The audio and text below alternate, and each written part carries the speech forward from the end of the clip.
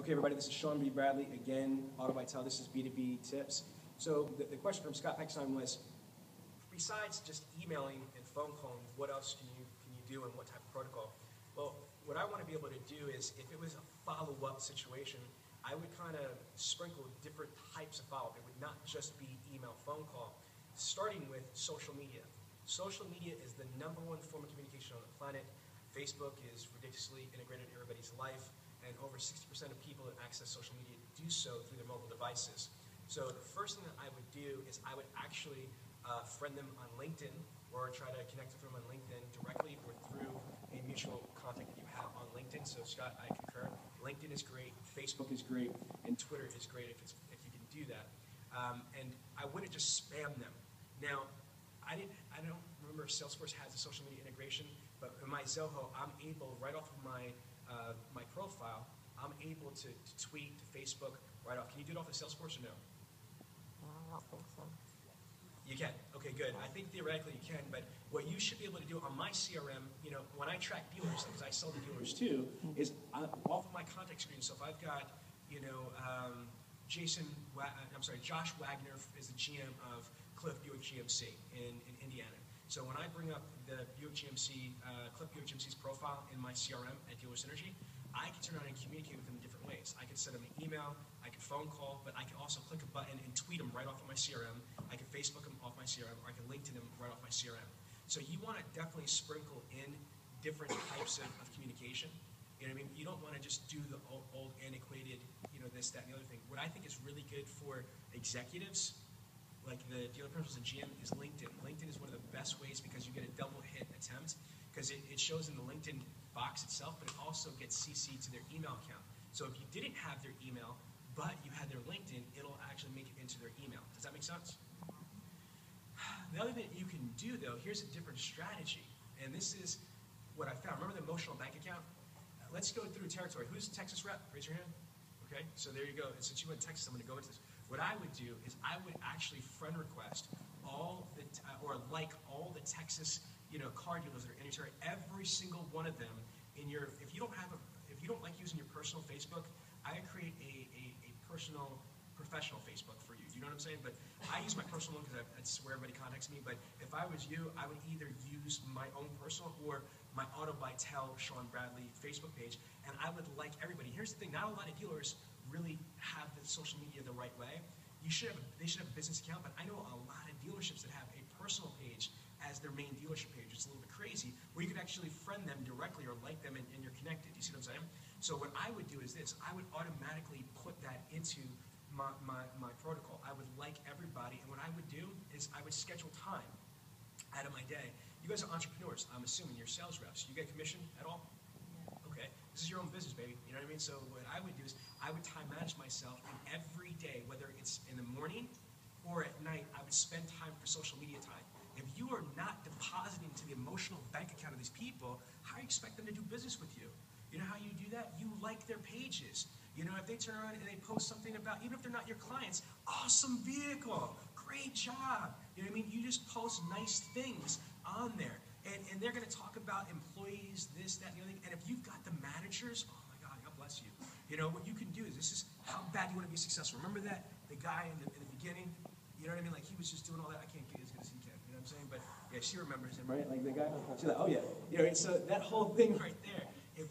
How bad do you want to do this? Texas rep, right? How bad do you want to do this? If you want to be that successful and dominate everybody, you got to find the time to turn around and deposit all those emotional coupons into that emotional bank account. How cool would it be if all you did is go to their website? Almost every single dealership website has their staff, right? You can find the GM out, and you might even have that access information. Drop them into LinkedIn, drop them into Facebook, request them. Can you imagine if the general manager or the dealer principal has an anniversary, or has a birthday, or they post something about their kids, or they're sick, or something? Like, can you imagine that? Oh, I'm sick today. All of a sudden, Scott, I need have a purchase request. I want to send this dealer principal some flowers, or, a box of tissues, or whatever it is. You know what I'm saying?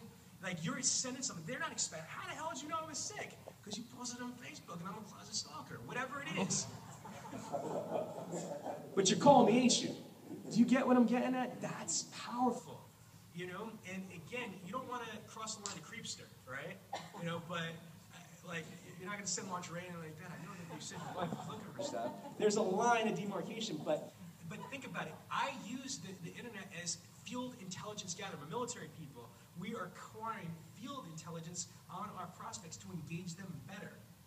Think about that. If just in Texas you created a social media, hub around your prospects, and you took time to deposit into all of those bank accounts, do you think any of the other reps are doing it, or maybe consistently in the other companies?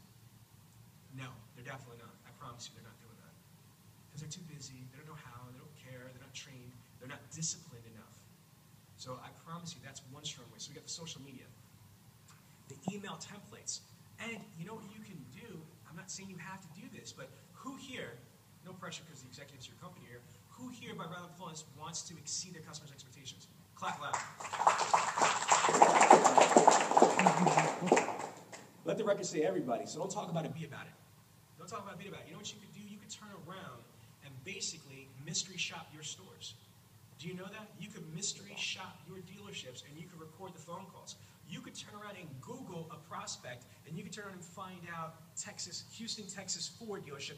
Oh no, you got 3 stars. You could now have intelligent things to say to somebody on their voice phone.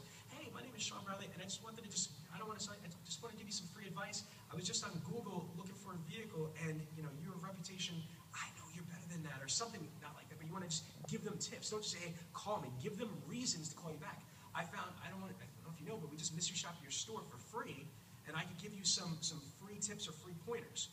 There's different things that you can do. Mystery shopping, Googling, evaluating. How do you think consultants get business? Oh my God. I'm blessed. We do zero cold calling at Dealer Synergy, but I've got friends that are consultants, and that's their business model. God bless them. Is that what they do? Is they actually evaluate randomly, and where they can find help, they basically just email them. And can you imagine if you put that in an AutoBytel header? AutoBytel free tip or free advice, because we care. And if you just keep giving people advice, tips, who are they going to call? Ghostbusters? Hell no, they're going to call AutoBytel. If you want the things, this is the catchphrase right here. If you want the things that the average vendor doesn't have, you've got to be willing to do the things the average vendor isn't willing to do to get them, legally, ethically, and morally speaking, of course. What I'm saying is you've got to go above and beyond. If you just all clap, I want to exceed, exceed, then exceed. Exceed their expectations. They're expecting you to sell them some leads. They're expecting you to sell them on how and why your leads are awesome. Go above and beyond that. How about seek first to understand before being understood? How about identifying what their strengths, weaknesses, opportunities, and threats are? How about identifying how you can help them? Can you imagine if you helped them for free, just a little nugget, a little bit of your time?